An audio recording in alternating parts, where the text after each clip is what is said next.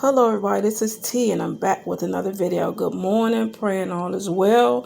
This is the day the Lord has made. We will rejoice and be glad in it. How's everybody doing today? Praying you're doing well. I have my ginger, my lemon ginger, and my green tea this morning. I put cayenne pepper in it as well as more lemon. And I put my apple cider vinegar with Mother's. I drink that every day. I've been drinking it for years. I wanted to talk about a touchy subject. This is a touchy subject for me. I'm not dressed right now. I'm just waking up, really.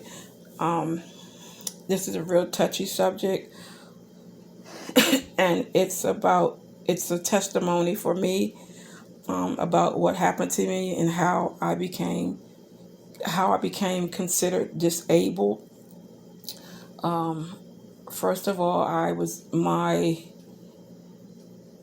I have 8 children by the same man. It's sad you have to put that out there, but yes, one baby daddy. One is enough. So he kept getting incarcerated. And I said, okay, I'm getting a little tired of this. Let me try to move on. In the process of me trying to move on, I met someone that I thought was the one for me. He was the nicest person. He got up, did the dishes. He did everything. It was no asking him or anything. He what let me know that, and he didn't get to come into my house for almost a year. So it's not like I let this man right in my home. I'm not that type of person. Plus I had 3 children at the time, so I did not let him right into my home. I'm not that trustworthy of people. So once he started coming into my home, everything was good. Then after a while, I had a picture of my kid's father hanging on the wall. And, I want them to remember him regardless if he ain't ish. So he started to say, why you have that picture up there? Like, huh? That's my kid's father. What do you mean? Like, there's never a fighting type of thing or anything. It was just, why do you have that? Then he let it go. So after that, he never said anything about it. He said it for like a couple of days, and he never said anything about it. We talked about it. It was fine. But then the kid's father would call, and he wanted to speak to them. So I would let them speak to him sometimes. And then he started not liking that. So I said, well, if you have a problem with things like that, then it's not going to work with us. It's not going to work between us. And he said, okay, it was an argument. It was an argument because I told him, you have to leave. So there was a like a bat that you play baseball with sitting in the corner, and he had bought that in the house. We figure, okay, we'll use this if somebody comes in. It's just a protection type of thing. Not you just think you're going to use it for protection or whatever. So the next day I was like, okay, you need to go ahead and, get your stuff, go ahead and leave. I told you got to leave. You're too overjealous of this man, and he's not even here. I don't want him. If I did, I'd be still with him, la la la. So what he did was, once I sat down on the couch and happened to look down, he had hit me with the bat when I wasn't looking. If I was looking, I probably could have stopped it with my hand. So he was really a coward for doing that because, like I said, I was not looking. I wasn't on point to throw my hand up or anything. So what happened was the trauma to my face, he hit me in my nose. The trauma to my nose and face made my eyes swell shut so I couldn't see anything. So all the while my daughter sitting by me, she had to be like 5. She said, "Mommy, you threw up on me." It wasn't throw up. It was blood skeeting out of my nose because he had split my nose open. So I felt my way to my door, not knowing if this man was still in there. All along, what he did was he set the bat down and he left out really quiet and shut the door. That was it. I felt my way over to my neighbor's and I knocked on her door. She slammed the door in my face. She was so, because of how I looked, she was like in shock. But I told her, stop, don't worry about me. Just go get my kids. You know us mothers. So, because I couldn't see to get them. So I had to feel my way, across the hall. Thank God I didn't fall down the steps. The steps were steep in our hall. So they went and got them. And the what happened is it left me blind in one eye and it left my other eye with blurred vision, and that eye seems to be getting worse. I have to use a cane to walk. It's called a blind stick, a cane. I don't use that much because I'm learning not to. I'm learning to put my foot to the end of the curb, stuff like that.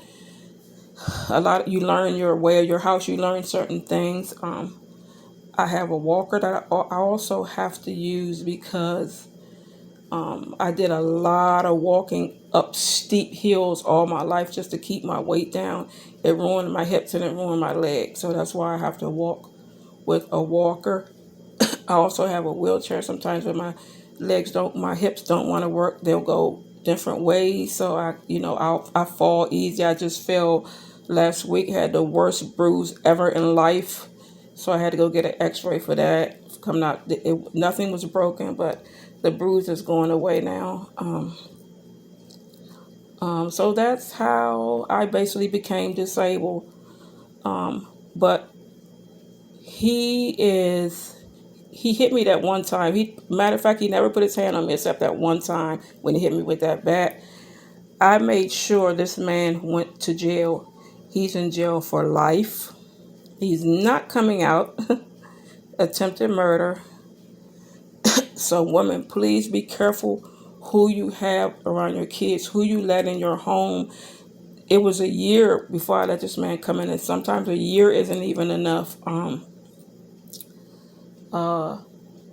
And you can get out. Don't stay in those type of relationships and let these men keep putting their hands on you and you not doing anything about it.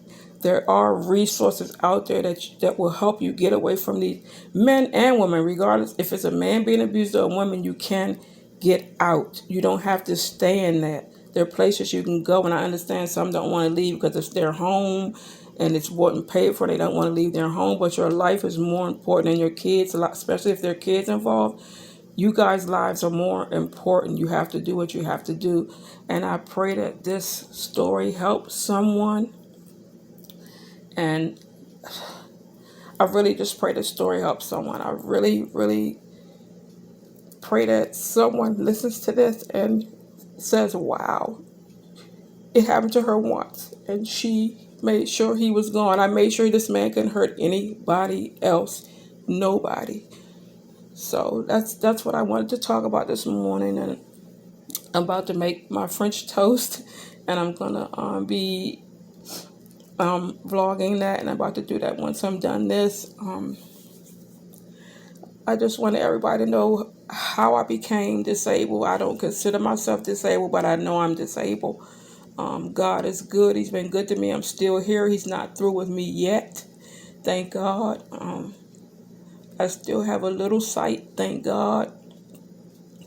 I can still move around. I just move around slowly as the name of my vlog is Living Differently with a Disability. So I live differently. There are things I do different than you. That's all I'm saying. So I just want to say that, and again, I want to say I apologize to Jazz of My Jazzy Life, Live of Liv's Life. If I ever wrote any comment that was very rude, please forgive me. I had jumped on a reactors bandwagon. I said this before. I don't know if you heard it in my one of the vlogs I wrote to one of the reactors that reacted to one of your vlogs. So I just wanted to put that out there.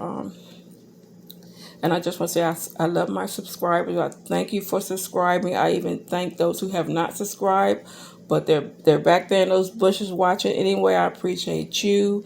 Give me a thumbs up. Don't forget to hit that notification bell so you'll know every time a vlog pops up. Leave a comment. And I pray I'm not forgetting anything. But I thank you so much. And this is my testimony that you can get out. You can do it. You can have these men or women arrested. Don't let people treat you any kind of way. Have a blessed rest of the week, everybody. Stay safe. Peace.